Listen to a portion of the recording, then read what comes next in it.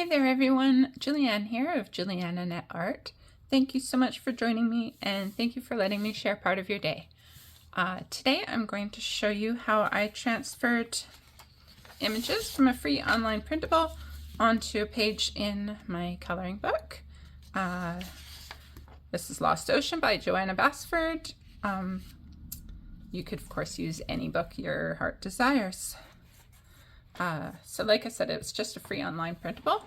And this is what it looks like so far. And we're going to cut to past Julianne to explain how I did it.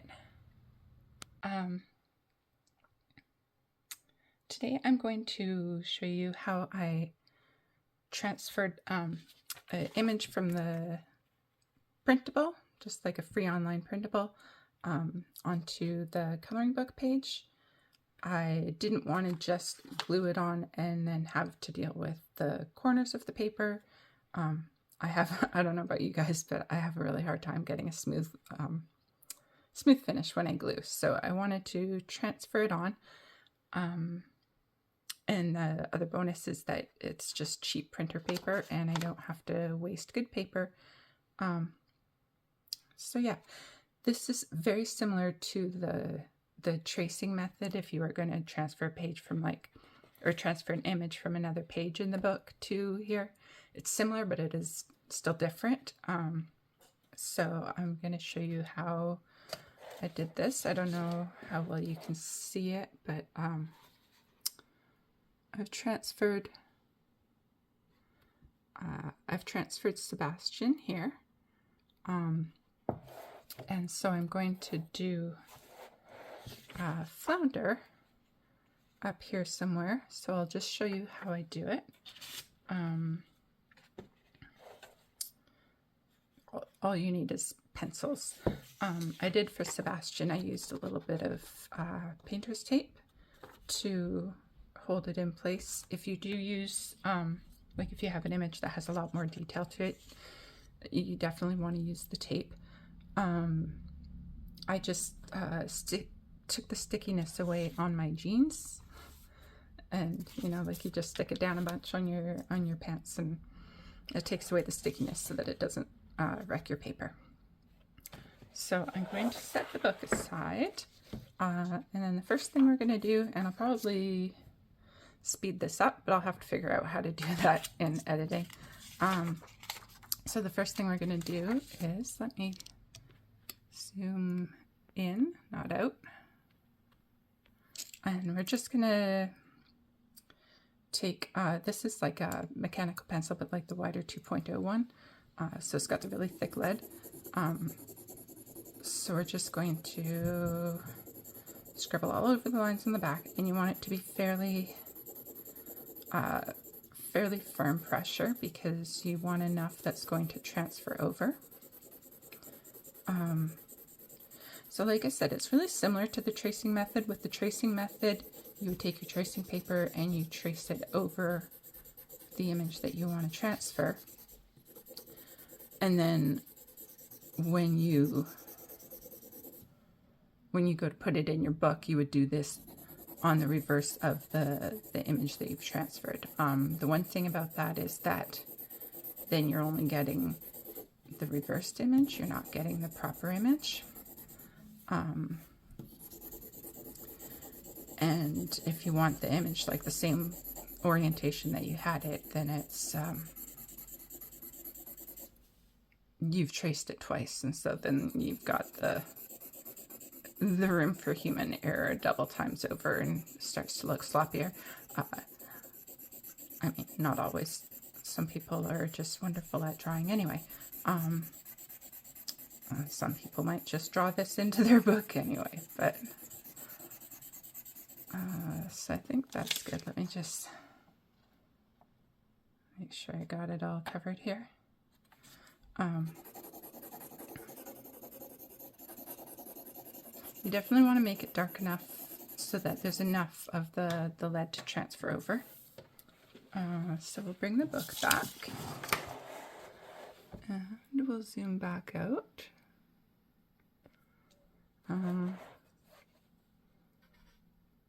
maybe zoom in a little bit.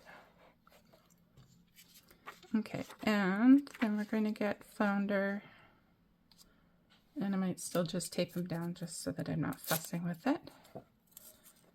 And we want him looking down at Sebastian and kind of centered and kind of towards the middle pattern. By the way, this is Lost Ocean, in case anybody's wondering. Okay, so what I did with Flounder is I have the 0.7 and the 0.3, so I did the bulk of it with the 0.7, but for the fine details, which I'll probably do like the lines above his eyes, then I would use the 0.3 just to make sure it's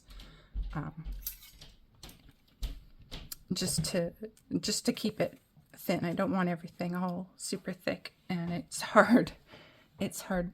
You know, these lines are quite thick, and I'm just kind of aiming for consistency, and it's easy to go kind of wobbly and off. So wherever I can use the small one, I think is easier, but it doesn't really matter if you don't have anything small. That's okay too. Okay, so then we just trace it out.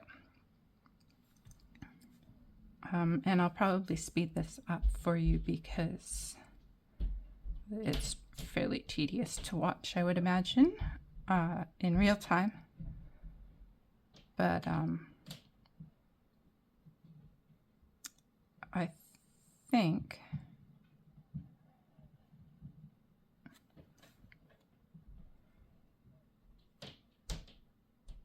what I tried to do with Flounder was consistently stay on the outside of the lines, like the outer edge of the black line. And I think if you just kind of choose which one you're going with and make it consistent, then it should look pretty good. And it's all erasable, so if you have a little mishap, you can always erase it. I'm certainly going to be doing that. I did consider, like I said, drawing it in.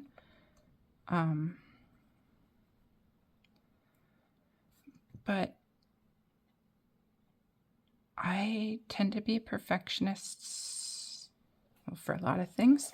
And particularly like with my drawing, I could see myself just erasing and drawing and erasing and drawing over and over, just trying to get it to be as perfect as I can make it look, and wasting all of my time that I could be coloring, just repeating over and over trying to get it drawn on here. So I thought if I could just do this, then I can get the images on and I can get to the coloring part, which is the fun part, isn't it? I mean, I get a lot of pleasure out of drawing anyway. I do enjoy drawing. I'm thinking of making a video sharing my sketchbook and my drawings that I have. If you guys are interested in that, let me know in the comments. I don't have a lot of drawings. Like, I remember when I was young, probably like 12 or 13, and there was like a TV Week magazine with an issue of TV Week magazine, and it had Paula Abdul on the, no, it was Janet Jackson on the cover, and I drew Janet Jackson in pencil, and I was so proud of myself. And I mean, it was pretty good. And I wish I had those older drawings, but I don't have any of those. I probably only have drawings from the last 4 or 5 years. And they're few and far between, because it's really only when I've had the opportunity, or had, like, it's not like I don't have an opportunity. Obviously I have plenty of opportunity, but I suppose the reason to draw, my mother-in-law and my boyfriend's aunt and I were doing some drawing in the fall, doing like Skillshare lessons, so that was pretty fun. So I do have some drawings from that, and I have some drawings from when I was babysitting during COVID, and the little boy that I was watching, he really liked to color and draw things. He didn't want to go run and play, he just wanted to draw and color, so that was right up my alley. So I did do some drawings then, and I think I have those. And that's fun because I think there's a couple Pokemon ones. So anyway, yeah, let me know if you guys are interested in seeing my drawings, and if you are, then I'll make a video about it. Let's see, what are we going to do next?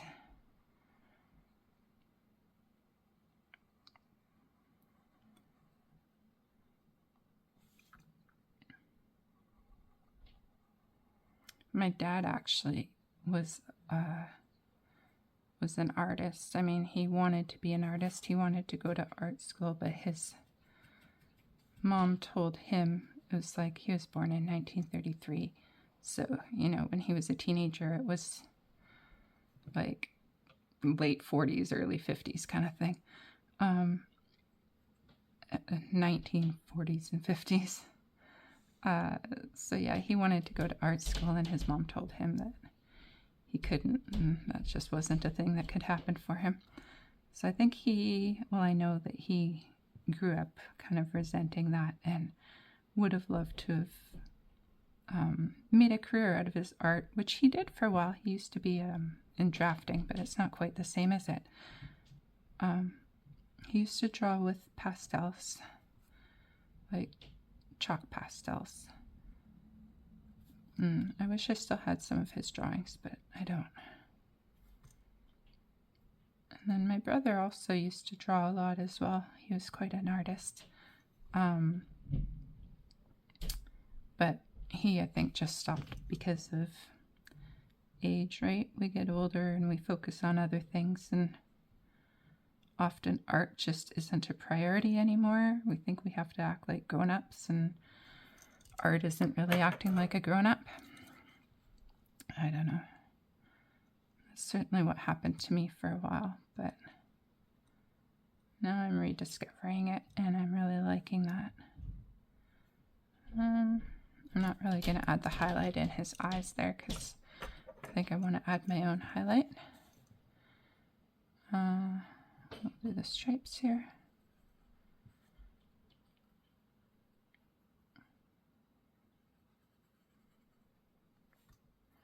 I used to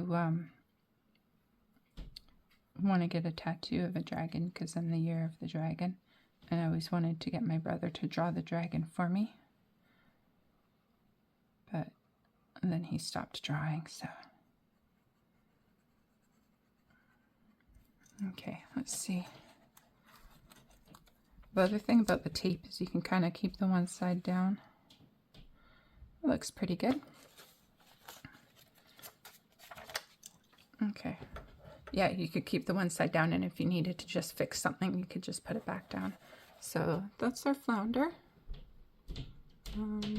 Not sure how well you can see it. I think you can see it pretty well. I don't want to go over these, like you could go over it with pencil and make it thicker lines or darker lines. I don't want to. I want to just color them so that the lines can just kind of fade away. I don't want the black lines. I know, you know, if you're doing the coloring page, it's very Disney-esque to have the black lines, but I really like it when, you know, like the Thomas Kinkade Disney paintings where they're just painted without black lines. That's kind of what I want to go for, to give them a little bit of, if they were real kind of look. So that's it. That's what I have for you today. Hey everyone, back to Future Julianne here. I just wanted to talk you through a little bit of what I ended up doing, because as you can see, I did use fine liners. So what happened was I started putting in the basing on Sebastian with the light red colored pencil, and I realized that I wouldn't have any definition and I couldn't tell what anything was. So I went over it with a dark red colored pencil, similar to how I've done with the coral and the rock here. and I thought it looked pretty good. But then when I went to do flounder, I decided to do gray because I didn't want to be doing yellow and blue. Because then, like, you know, where the tail meets up with the body, would I do that yellow or would I do that blue? And, you know, these are decisions that I can't make. So I decided to fine line it. And I regretted it almost instantly because it's so unforgiving. If you don't have a steady hand, if there's any shakiness, there's quite a bit of wonk in some places. But I think that once it's all colored and filled in, that'll be fine. So a couple tips that I have for if you're going to use fine liner. Tip 1 is to go over it in fine liner right away after drawing it out with pencil, because every single time you go over it another layer, you are going off by another fraction of a millimeter, and that really adds up. Like you can see on Flounder's eyes here, this iris is much smaller than this iris. And in areas like that, it'll be quite noticeable once you've gone over it a few times, because there's not much room to work with as it is. And I might have to fix that with a paint pen at the end or something. We'll see how it goes.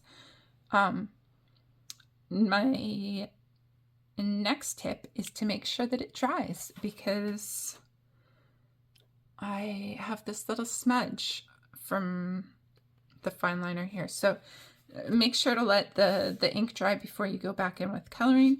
And tip number 3, I did not check to see if the fine liner would go through. Luckily, you know, there's really good paper in these books, and so it didn't go through at all. But I didn't test it, and it could have been, you know, it's one thing to try to fix a bit of color that goes through, but to just fix big black blobs is a little bit hard. So I'm glad it didn't go through. Anyway, that's my tips. And I chose to only outline just the 2 characters and keep the coral and the rock like that, because if you think about like Disney movies, the characters are outlined with the black outlines, but the backgrounds are usually a little bit more natural looking. So I thought that kind of works with the whole theme of it. And